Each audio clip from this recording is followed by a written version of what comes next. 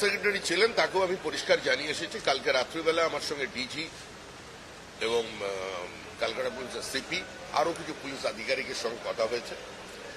আমি পরিষ্কারভাবে একটা জিনিস জানিয়ে দিতে চাই, বিজেপির তৃণমূলীকরণ হবে না। আমাদের দুজন কর্মী এর মধ্যে শহীদ হয়েছেন, জিতেছি আমরা। আজকে যদি এই ফলটা উল্টো হতো, এতক্ষণে আমাদের 200 কর্মী খুন হয়ে যেত। বহু তৃণমূল কংগ্রেসের আভ্যন্তরীণ গোষ্ঠীদ্বন্দ্ব, তাদের আভ্যন্তরীণ রসায়নের কারণে তারা রাতারাতি কিছু তৃণমূলের ফ্ল্যাগ নিয়ে মাথায় গেরুয়া আবির লাগিয়ে দিয়ে তারা তৃণমূলের অফিস দখল করছেন, তালা লাগাচ্ছেন। আমাদের দলের পক্ষ থেকে অ্যাজ অফ নাও আমরা বলে দিয়েছি যে যারা এই কাজে বিন্দুমাত্র ইনভলভ থাকবেন, মিউনিসিপ্যালিটি দখল, পঞ্চায়েত অফিস দখল, এগুলো এখানে চলবে না। তাকে দলের বাইরে যেতে হবে, তাকে বার করে দেবো পার্টি থেকে।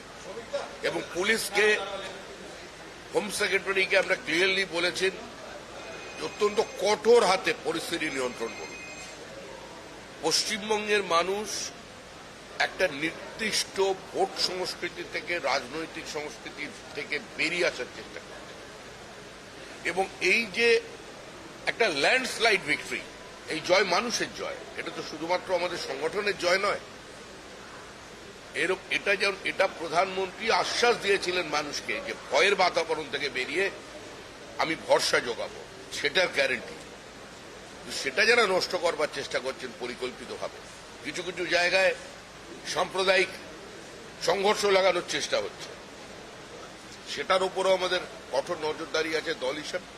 এবং এখনো পর্যন্ত সরকার গঠন হয়নি, ও হলে আরো বেশি করে আমরা সেটা করতে পারতাম। কিন্তু এখন পর্যন্ত আমরা যেখানে যেখানে জানাবার আমরা সকল পলিটিক্যাল বার্তালাপ, সত্য ও বিতর্কের কণ্ঠস্বর।